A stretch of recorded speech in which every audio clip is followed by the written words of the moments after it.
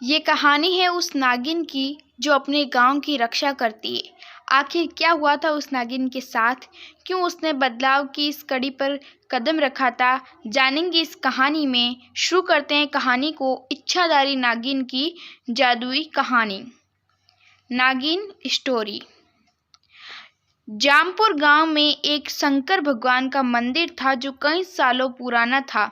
जब कभी भी गांव पर कोई परेशानी आती, उस मंदिर से एक रोशनी चारों तरफ फैल जाती और रोशनी इतनी तेज होती कि कोई भी उस रोशनी के सामने टिक नहीं पाता था। एक दिन वहां एक मुसाफिर आया, उसका नाम मोहन था। मोहन, अरे भैया सुनो, मुझे टिकमपुर के लिए जाना है, लेकिन रात बहुत हो गई है, तो क्या मैं यहाँ रुक सकता हूँ? भैया, आप जाकर एक बार सरपंच साहब से मिल लीजिए, वहीं आपको यहाँ रुकने की आज्ञा दे सकते हैं। मोहन, अच्छा ठीक है। मोहन वहाँ से सरपंच के पास निकल जाता है और सरपंच के पास जाकर कहता है, मोहन, सरपंच साहब, मुझे कल सुबह तक के लिए यहाँ रुकना है। मुझे टिकमपुर जाना है, लेकिन रात बहुत हो गई है, मैं इस समय नहीं जा सकता। सरपंच, कोई बात नहीं, आप हमारे गांव में रुक सकते हैं। मोहन, आपका धन्यवाद। सरपंच मोहन को अपने घर में रोक लेता है और मोहन का बहुत आदर सम्मान करता है। लेकिन रात को मोहन सोता नहीं है, मंदिर की तरफ जाता है और सरपंच उसे मंदिर की तरफ जाते हुए देख लेता है। सरपंच भी मोहन के पीछे जाता है। सरपंच, क्या बात है मोहन, आप इतनी रात को मंदिर के पास क्यों घूम रहे हो? मोहन, मुझे यहाँ से कुछ आवाजें और रोशनी दिखाई दी थी, इसीलिए मैं यहाँ आया। सरपंच, ये हमारे गांव का सबसे पुराना मंदिर है। जब भी गांव पर कोई मुसीबत आती है तो ये मंदिर हमारी रक्षा करता है। मोहन, यहाँ कोई नागिन है क्या? सरपंच, आपको कैसे पता? मोहन, मुझे ऐसा लगा जैसे यहाँ कोई नागिन है। सरपंच, कौन हो तुम? मोहन, मैं मोहन हूँ। सरपंच कहता है, तुम कोई और हो। तब ही तुमको ये पता चला कि यहाँ पर कोई नागिन है। सरपंच की आवाज़ सुनकर और भी लोग आ जाते हैं। लोग, क्या हुआ सरपंच जी? सरपंच, इसे हमने मेहमान समझकर अपने घर और गांव में रखा, लेकिन ये कोई साधारण इंसान नहीं है, इसे पता है कि यहाँ नागिन है। मोहन, मैं सपेरा हूँ और मैं इस नागिन की तलाश में ही आया हूँ। मुझे किसी भी तरह ये इच्छाधारी नागिन चाहिए। सरपंच, इस इच्छाधारी नागिन को तुम यहाँ से नहीं ले जा सकते। इतने में इच्छाधारी नागिन सामने आती है।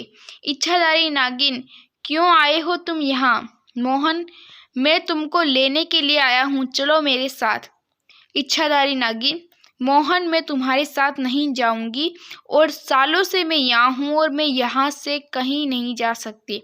मोहन, अगर तुम मेरे साथ नहीं चलोगी तो मैं ये पूरा गांव बर्बाद कर दूंगा। इतना कहते ही तेज हवा चलने लगती है, लोगों के घर टूटने लगते हैं। अब नागिन कहती है, मत करो ऐसा तुम। मोहन कहता है, मैं ऐसा करना नहीं चाहता, लेकिन तुम मेरी बात नहीं सुन रही हो। इच्छाधारी नागिन कहती है, मैं यहाँ से नहीं जा सकती, अगर मैं यहाँ से गई तो मेरी मृत्यु हो जाएगी।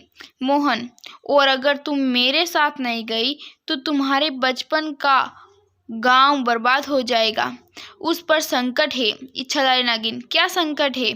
मोहन, वहाँ एक अघोरी ने अपना डेरा डाल लिया है और वह लोगों को बहुत परेशान करता है। अगर तुम नहीं आई तो वो सबको मार डालेगा।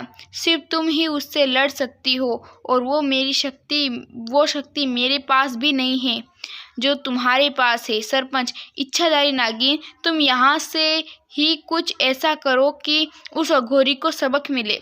इच्छाधारी नागिन मंदिर में जाती है और वहाँ से 4 पत्थर उठाती है, उस पर अपने विष को डालती है, उसे मोहन को देती है और कहती है, इस पत्थर को अघोरी के उस कमंडल में के पास रख देना जिससे वह लोगों को शराब पिलाता है। अगर अघोरी के इरादे गलत होंगे तो उसकी स्त्री शक्तियाँ चली जाएगी। मोहन वो पत्थर लेकर चला जाता है और जैसा इच्छाधारी नागिन ने बोला होता है वैसा ही करता है। मोहन, अघोरी तुम लोगों को शराब पिलाना बंद करो, इससे गांव के लोगों की मौत हो रही है। अघोरी, तुम कौन होते हो मेरे बीच में बोलने वाले? ऐसा ही करता रहूंगा। ऐसा बोलते ही अघोरी, ये मुझे क्या हो रहा है? कोई मुझे बताओ, मेरी शक्तियाँ खत्म हो रही है, मैं कुछ भी नहीं कर पा रहा हूँ। और अघोरी को लकवा हो जाता है और उसका शरीर नीला पड़ने लगता है। वह जमीन पर गिर जाता है और अघोरी कहता है, बचाओ बचाओ। मोहन, अघोरी अब तुम साधारण इंसान हो और अब तुम हमारा कुछ नहीं बिगाड़ सकते। तुम्हारी एक गलती ने तुम्हारी सारी शक्तियाँ खत्म कर दी। इतने में नागिन की छाया सबको दिखाई देती है। इच्छाधारी नागिन कहती है, ये तुम्हारे कर्मों का फल है। मोहन ने तुमको पहले ही समझाया था। अघोरी, मैंने अपने पैर पर खुद ही कुल्हाड़ी मार दी। नागिन, मुझे माफ कर दो, मुझे बचा लो और मेरी शक्तियाँ मुझे वापस कर दो। नागिन कहती है, मैं तुम्हारी जान बचा सकती हूँ, लेकिन तुम्हारी शक्तियाँ तुमको वापस नहीं दे सकती। जो होना था हो गया। अब तुम फिर से तपस्या करो और फिर से तुम्हारी शक्तियाँ वापस मिलेगी। अघोरी को ऐसा सुनकर अपनी गलती का एहसास होता है और वो सबसे माफ़ी मांगता है और इच्छाधारी नागिन से भी माफ़ी मांगता है। ऐसे इच्छाधारी नागिन दोनों गांवों की रक्षा करती है और तपस्या करने लगता है। मतलब वो जो अघोर था वो तपस्या करने लगता है। मोरल ऑफ द स्टोरी, कभी भी किसी के साथ बुरा नहीं करना चाहिए। अगर आप किसी का बुरा करते हो तो आपका बुरा होता ही है, जैसे अघोरी के साथ हुआ। वीडियो कैसा लगा कमेंट करके जो से बताना और इसी तरह की वीडियो पाने के लिए बेल आइकन जरूर प्रेस कर देना। वीडियो अच्छा लगे वीडियो को लाइक करके चैनल को सब्सक्राइब कर देना। इस तरह की वीडियो पाने के लिए बेल आइकन जरूर प्रेस करना। और हाँ, इसी तरह की वीडियो की जानकारी के लिए स्क्रीन पर कुछ वीडियो आएंगे, उन पर टैप करके इस तरीके की मज़ेदार कहानियों को पढ़ सकते हो। और बाकी मिलेंगे हम अगले वीडियो में इस तरह की कहानियों के साथ। तब तक के लिए मिलते अगले वीडियो में। धन्यवाद।